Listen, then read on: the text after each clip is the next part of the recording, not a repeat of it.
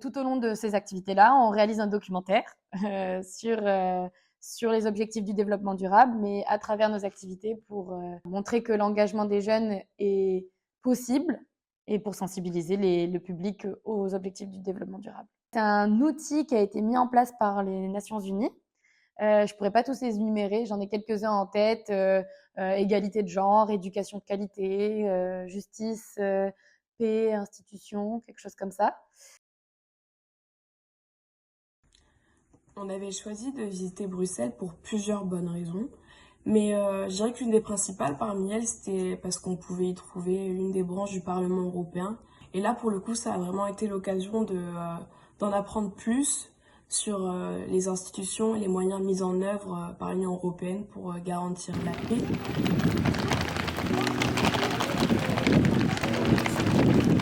C'est à Singapour.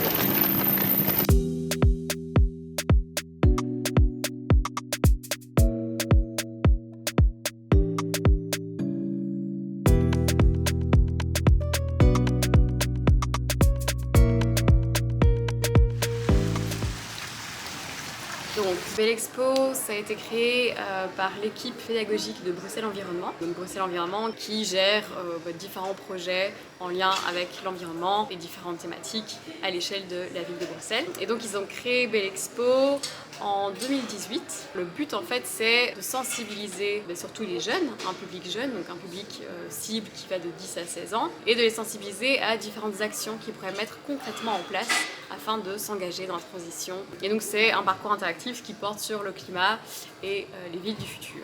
Dans cette expo, ils nous montrent bien que Bruxelles, ils sont dans une optique de faire évoluer les choses. Ils font plein de pistes cyclables en dehors des routes, etc. Donc ils font évoluer les choses. L'écologie, c'est du génie. L'écologie, c'est du génie. Combien de litres d'eau sont nécessaires pour fabriquer une paire de baskets? 8000. C'est vrai? Ouais. Impressionnant. Bienvenue au Magritte Museum.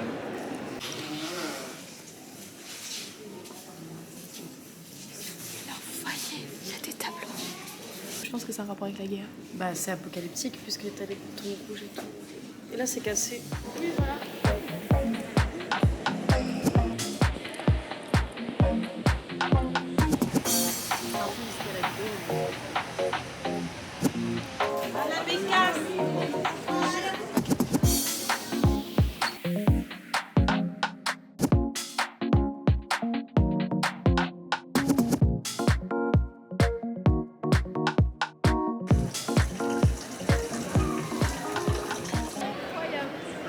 On dirait un peu un Disney. Ah mais il y a René Magritte.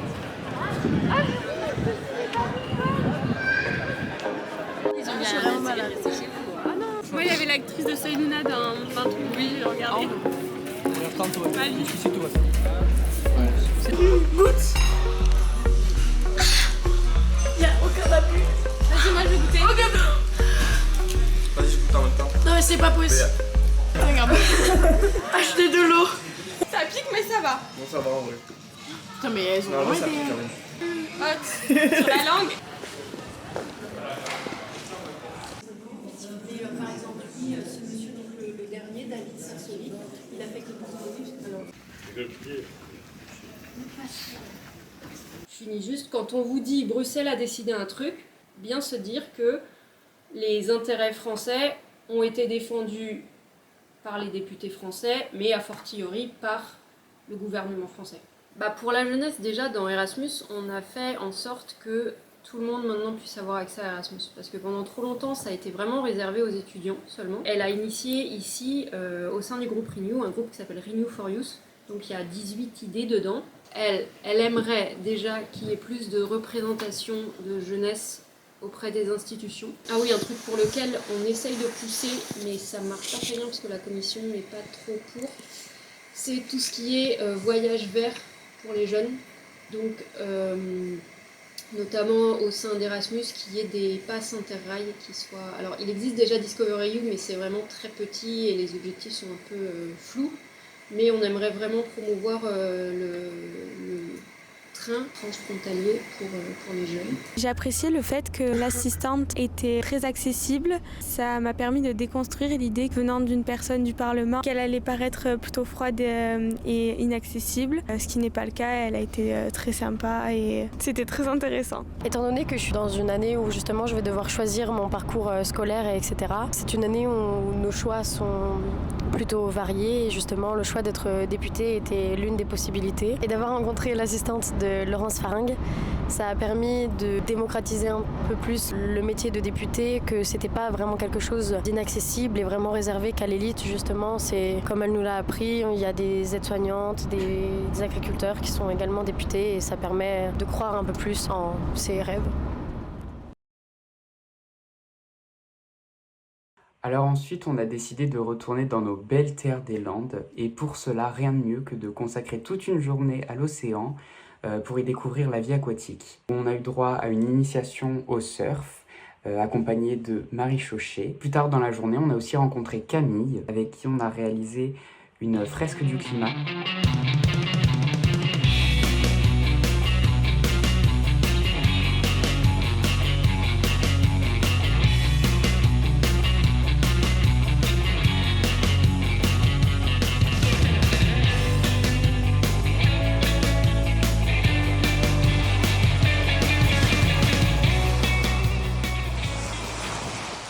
Je m'appelle Marie Chauchet, j'ai 23 ans, je suis 2 fois championne de France de longboard en surf.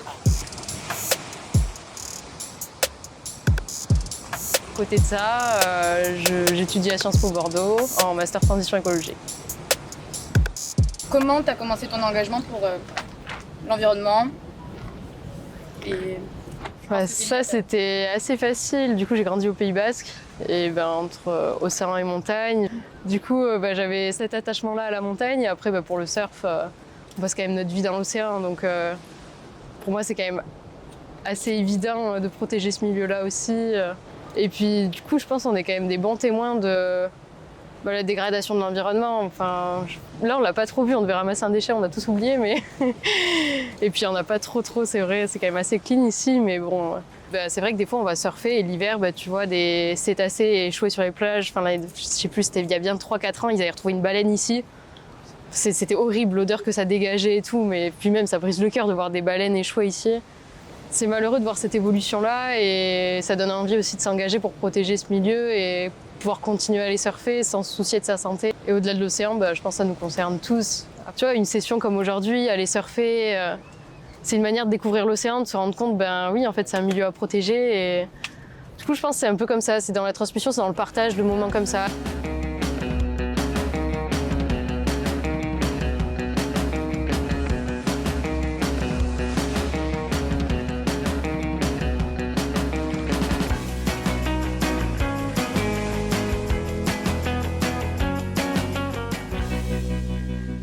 Aujourd'hui, notre bilan carbone, en moyenne, il est de 10 tonnes par personne en France. On devrait être à 2 tonnes pour limiter le réchauffement. Et donc vous allez voir qu'il y a plusieurs leviers sur lesquels on peut jouer. Il y a le transport. L'avion consomme énormément. Donc moi, en tant que surfeuse, c'est une question qui me touche directement parce que j'ai grandi avec l'imaginaire du voyage, d'aller chercher des vagues parfaites à l'autre bout du monde. Enfin, le surf qu'on a en tête, c'est toujours le surf en maillot de bain, le surf dans des vagues parfaites. Et en fait, la crise environnementale, ça re-questionne tout ça. Donc c'est vrai que moi, ça m'impacte aussi sur ce biais-là et j'essaie de réfléchir à comment moins voyager. Donc forcément, ça veut dire renoncer des fois aux compètes internationales. Ça veut dire aussi des fois renoncer à aller surfer dans de l'eau chaude l'hiver. Mais en fait, je me rends compte que c'est d'autres histoires à écrire, un nouvel imaginaire aussi à créer. Parce qu'en fait, il y a plein de vagues qui ne sont pas découvertes en Europe, qui n'ont jamais été surfées ou très peu surfées, qui restent à découvrir et je trouve ça hyper intéressant. Pour encourager les gens à changer, faut y mettre de la bonne humeur, de l'envie et de la motivation.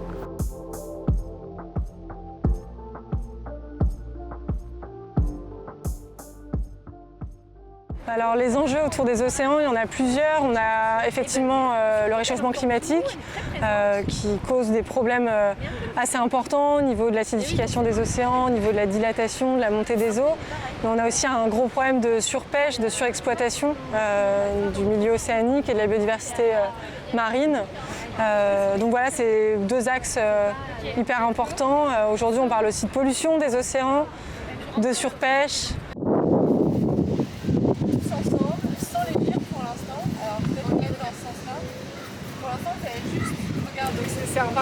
assez compliqué, celui de l'engagement environnemental, social. Et d'ailleurs, quand on parle de climat, on parle de justice environnementale, mais aussi sociale.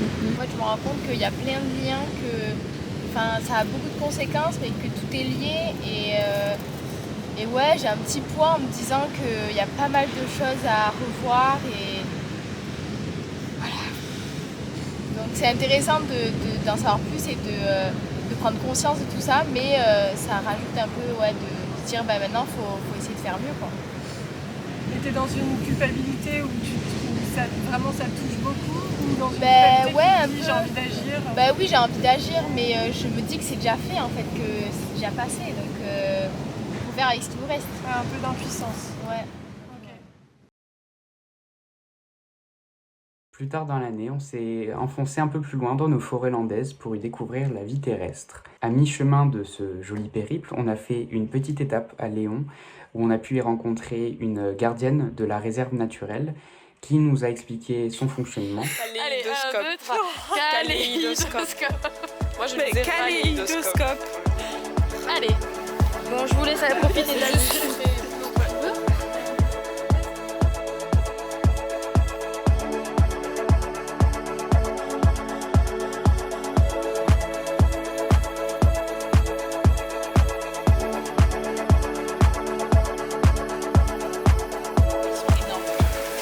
Massif. On lui a offert une bouteille de vin.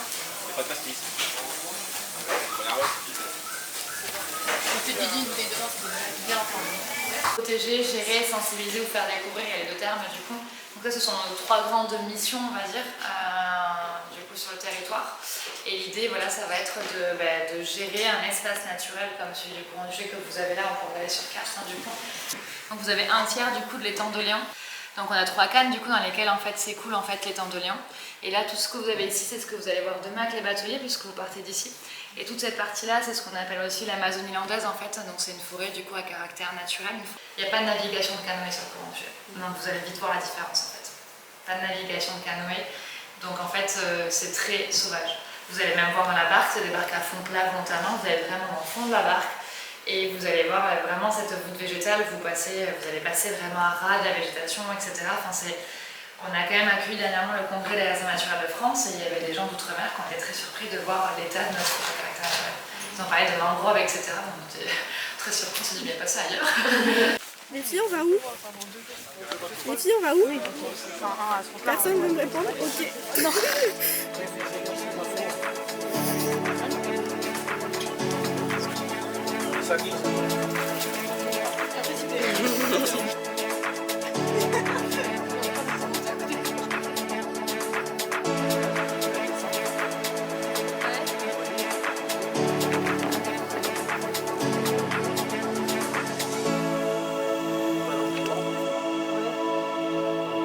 Ah, c'est par rapport au soleil.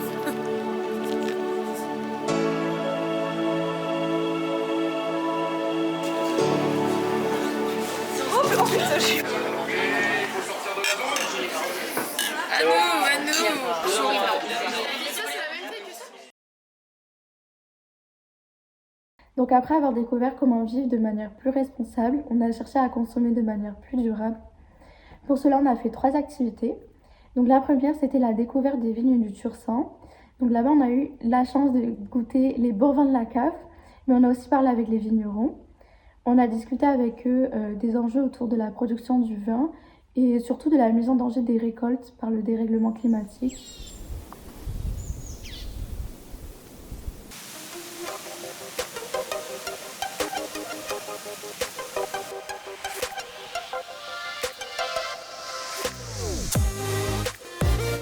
Au niveau de l'entreprise de la cave des vignerons landais, donc beaucoup de choix ont été faits pour aller vers l'impact environnemental avec des panneaux photovoltaïques, le recyclage de l'eau, le déchet des verres, des cartons, voilà.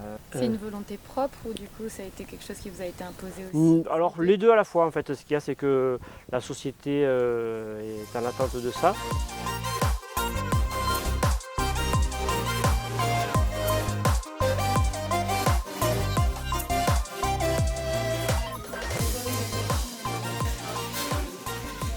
Mais je me disais, tu viens passer rien que ta journée sur travailler ici, te dormir, lire. Tu viens en vacances?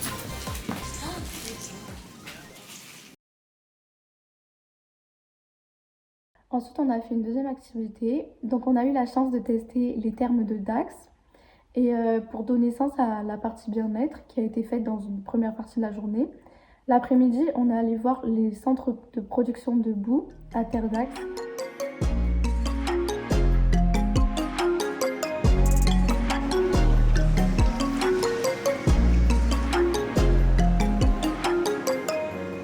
Florence Delpy, donc je dirige Aqui-Therme, qui est le cluster thermal de Nouvelle-Aquitaine. En fin de compte, le thermalisme, c'est une pratique médicale qui permet à des gens qui sont malades, des patients, de venir soulager leurs maux. Sur la Nouvelle-Aquitaine, on a une quinzaine de stations thermales avec des orientations aussi diverses que la phlébologie, la rhumatologie, les maladies vasculaires ou les maladies de la peau ou psychologiques. Déjà, le thermalisme en lui-même, la médecine thermale est une médecine naturelle qui va utiliser les ressources que la Terre nous a données pour soulager les maux des hommes. Donc, on va essayer, dans un premier temps, d'avoir une eau qui est pure, une eau qui respecte la nature, et on ne va pas surpuiser de l'eau thermale afin que nos nappes thermales restent encore des millions d'années comme ça. Sachant qu'il faut garder en tête, c'est que l'eau thermale aujourd'hui que vous trouvez à Fontaine-Chaude à l'année, c'est la même eau thermale et c'est la même nappe thermale que celle qu'utilisaient les Romains. Donc on n'a été pas trop mauvais là, donc il faut continuer là-dedans. On a fait une dernière activité, donc c'était une masterclass de cuisine. Et elle a été donnée par la chef Clémentine Cousseau et le chef Cédric Tuja. Ça nous a aussi rappelé l'importance d'une éducation de qualité, puisqu'ils nous ont transmis les traditions culinaires et du savoir. C'est ma pièce préférée là-bas, là, ici. Si tu zoomes, essaie de zoomer peut-être. Et au congélateur, on a une machine qui survit des glaces.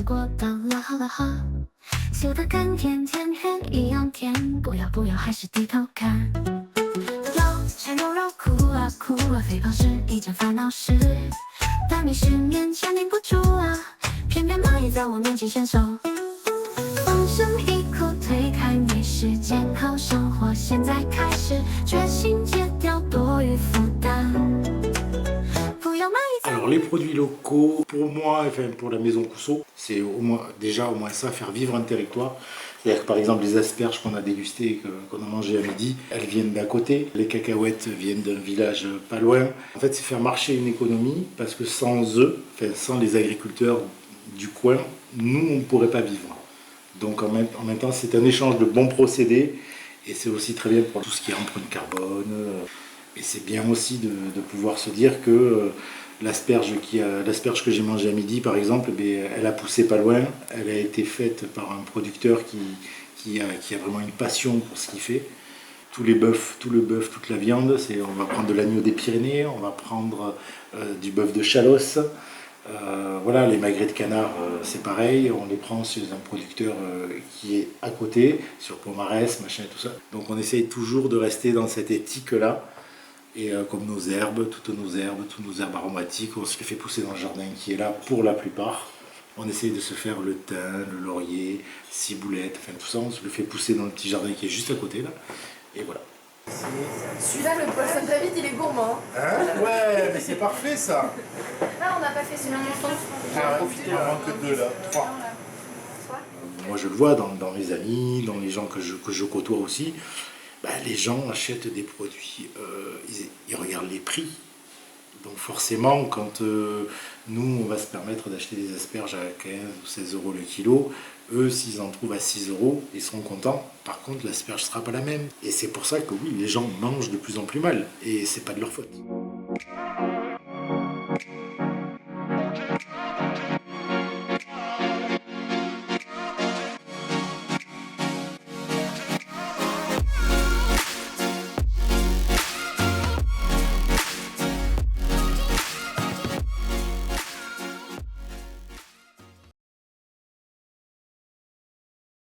Excuse-moi Lauriane. Oui. Est-ce que tu pourrais me donner un petit mot sur ton expérience? Oui, donc du coup on est retourné à Dax où là-bas on a donné un coup de main aux bénévoles des Restos du Cœur. Aujourd'hui, on va voir des personnes qui sont dans des situations compliquées, les plus démunies qui viennent se restaurer, chercher à manger au Resto du Cœur parce que c'est une association qui leur offre de quoi se nourrir, ce qui est essentiel à la vie. Et c'est vrai que ça peut être une forme de honte pour eux de demander de l'aide aux autres alors que c'est normal. Si ces associations elles sont créées, c'est qu'il y en a vraiment grandement besoin. Bonjour, je m'appelle Nathalie, bénévole depuis 8 ans. Je vide le camion, je tire les palettes, je réalimente les rayons, je commande un petit peu des fois, ça j'aime bien. Chaque bénéficiaire a une fiche. D'accord. Et sur cette fiche, nous avons les denrées alimentaires. Chaque denrée alimentaire ont tant de points. Donc après, nous avons les légumes, il y a tant de points pour les légumes. Après, nous passons aux boîtes de conserve, pâtes et riz, pareil, il y a des points. Après, nous allons à la vitrine de frais et le congélateur. Pareil au yaourt, aux fruits, pareil. Après, il y a les viennoiseries. D'accord. Voilà. On est là pour leur donner 7 repas par semaine. C'est une aide alimentaire. On ne les nourrit pas. Après, on a les produits d'hygiène. On a pour les bébés, tous ceux qui ont des enfants, donc il y a les couches, le linge et tout ça. Les vestiaires pour les gens. Après, on a d'autres aides aussi d'aide à la personne. On peut aider à faire des dossiers. Pour recherche d'emploi, recherche d'appartement, ça, on peut les aider. Et c'est bien que les jeunes aient la relève un jour et qu'ils prennent conscience qu'il y a des difficultés un peu partout. Après, vous n'avez pas le temps non plus parce que vous n'êtes pas disponible pareil, mais le mercredi, maintenant les jeunes ils sont concernés aussi par les Restos du Cœur et qu'il y en a de plus en plus qui s'inscrivent au Restos du Cœur. Ouais, je trouve qu'il y a une très bonne ambiance, une vraie proximité entre les bénéficiaires et les bénévoles. Donc, les bénévoles sont vraiment là, sont agréables, souriants. C'est vraiment une bonne entente et beaucoup d'aide. Voilà, il y a une très bonne organisation. Et du coup, pour vraiment fêter toutes nos activités, et on est parti à Porto, où là-bas on a fait une course colorée. On part où? On part à Porto. Ouais.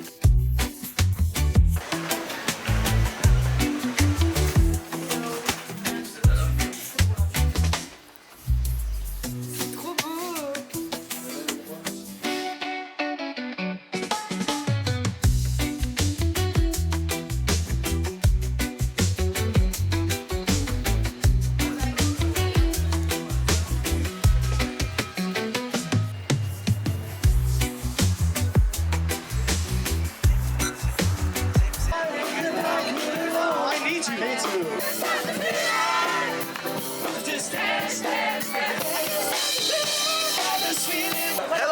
Hello everybody. We are the Maya Brothers. Thank you so much for joining us today. It was a beautiful vibe and merci beaucoup. We love France. Ils veulent demander une petite musique. Voilà. Ils vont faire un petit show privé. Noël, combien tu vas danser ton bureau avec le... Y'a pas de soucis.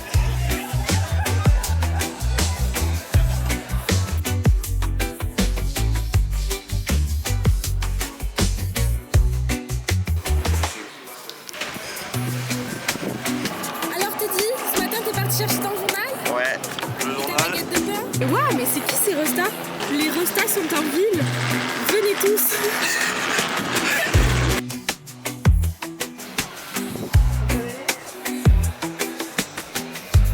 Outfit of the day. Voilà. Comment tu sens avant la course? Très bien, confiante. Et juste une première expérience en tant que color run. Et du coup, je pense que ça va être super avec tout le monde.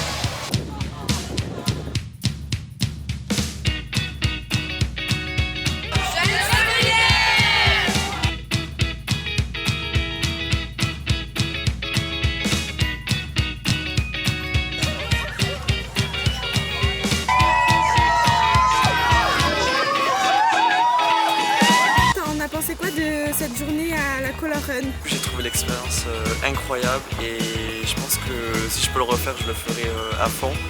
Et là maintenant, j'allais prendre une bonne douche parce qu'il y a de la poussière partout. Alors moi, j'ai adoré. Au début, j'étais un peu mitigée, mais en fait, finalement, c'était super familial. On pouvait marcher, on n'était pas forcément obligé de courir. C'était vraiment super, tout simplement. On a vraiment partagé un moment incroyable et franchement, je pense inoubliable. On a dansé, on a chanté, on a fait les fous, on a pu profiter à fond. Donc voilà, c'était vraiment cool.